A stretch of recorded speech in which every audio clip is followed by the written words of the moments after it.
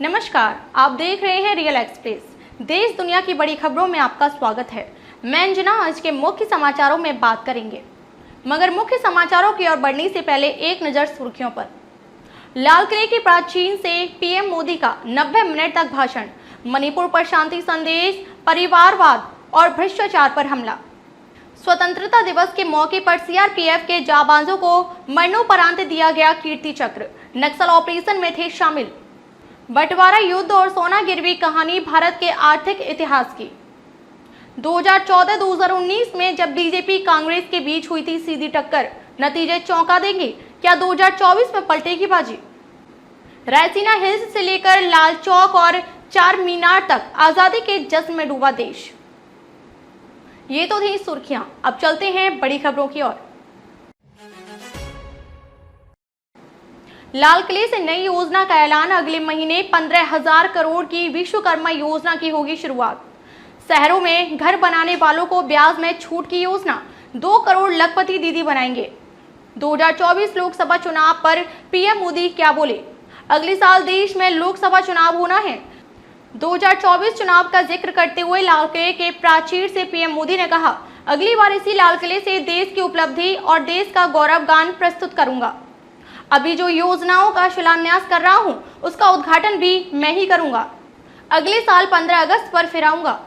PM Modi के भाषण में क्या था खास? इस बार स्वतंत्रता दिवस पर पीएम मोदी ने मेरे प्यारे देशवासियों की जगह मेरे प्यारे परिवारजन के साथ देश को संबोधित किया। शुरुआती 5 मिनट में ही मणिपुर का जिक्र किया। अगले महीने अपने जन्मदिन विश्वकर्मा जयंती पर विश्वकर्मा योजना की शुरुआत करने का ऐलान किया। देश के 77वें स्वतंत्रता दिवस के मौके पर सुरक्षा बलों को वीरता पुरुष और पुलिस पदक देने का ऐलान हुआ। इसी के तहत राष्ट्रपति द्रौपदी मुर्मू ने स्वतंत्रता दिवस की पूर्व संध्या पर केंद्रीय सशस्त्र बल यानी सीआरपीएफ कर्मियों को भी मरणोपरांत 4 कीर्ति चक्र और 33 वीरता पदक देने की मंजूरी दी। सीआरपीएफ को कुल 76 वीरता पुरस्कार दिए गए हैं। सीआरपीएफ के दिलीप कुमार दास, राजकुमार दास, बबलू राभा और संभा रॉय को मरणोपरांत कीर्ति चक्र दिया गया है। ये तमाम जवान कश्मीर और बाकी जगहों पर अलग अलग ऑपरेशन में शामिल थे। वीरता पदकों का भी ऐलान। केंद्रीय सशस्त्र पुलिस बल यानी सीआरपीएफ को दिए गए 33 वीरता पदकों में से 20 पदक जम्मू कश्मीर में किए गए 5 अलग अलग ऑपरेशन के लिए दिए गए। इसके अलावा बाकी 13 पदक वामपंथी उग्रवाद प्रभावित क्षेत्रों में हुए 4 ऑपरेशन के दौरान वीरता के लिए दिए गए। इन जवानों और अधिकारियों ने देश के दुश्मनों से लड़ते हुए अपने प्राणों की आहुति दे दी।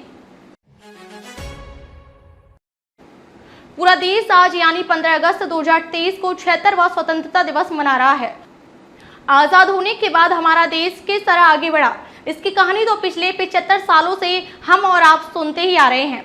इस बात में कोई शक भी नहीं है कि आज भारत जिस मुकाम पर पहुंच गया है, वहां तक पहुंच पाना आसान नहीं रहा होगा। साल 1947 में जब देश आजाद हुआ था, तब भारत सदियों की गुलामी के बाद पहली बार एक स्वतंत्र देश बनकर उभरा था। उस भारत को अंग्रेजों से आजादी तो मिल गई थी, लेकिन कभी सोने की चिड़िया कहलाने वाला हिंदुस्तान अब आर्थिक मोर्चे पर दुनिया में अपना वजूद पूरी तरह खो चुका था।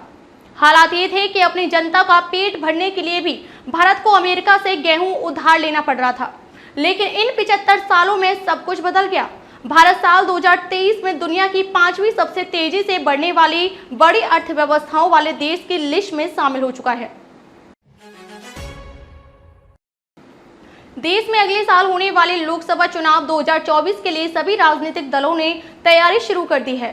पिछले 2 आम चुनावों में बुरी तरह मात खाने के बाद इस बार कांग्रेस देगी बीजेपी को टक्कर।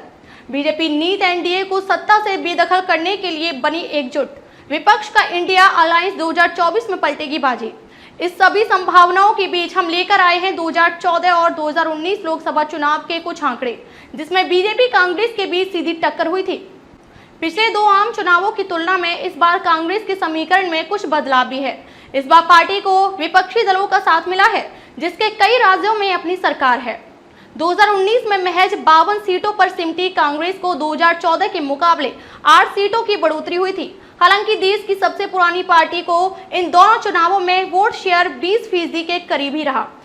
पिछले चुनाव की बात करें तो लोकसभा की कुल 192 ऐसी सीटें थीं जिस पर बीजेपी और कांग्रेस के बीच ही मुकाबला हुआ था।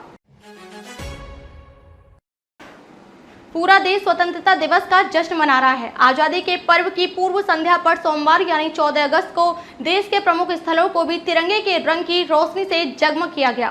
तेलंगाना के हैदराबाद में स्वतंत्रता दिवस की पूर्व संध्या पर चार मीनार को तिरंगे की रोशनी से रोशन किया गया। कोलकाता में आजादी का जश्न शुरू हो चुका है।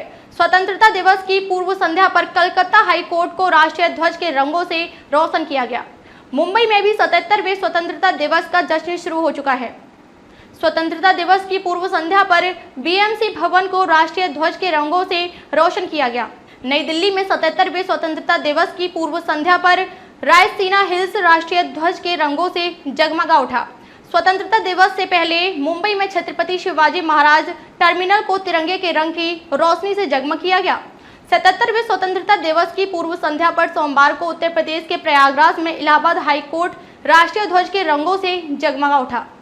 कैसे लगे समाचार कमेंट करके जरूर बताएं। वीडियो पसंद आया हो तो लाइक कीजिए। देश और दुनिया की बड़ी खबरों के साथ अपडेट रहने के लिए चैनल को सब्सक्राइब करें। खबरों में अब तक के लिए बस इतना ही। फिर होगी आपसे मुलाकात कुछ ऐसी ही खास खबर के साथ। तब तक के लिए नमस्कार और देखते रहिए रियल एक्सप्रेस।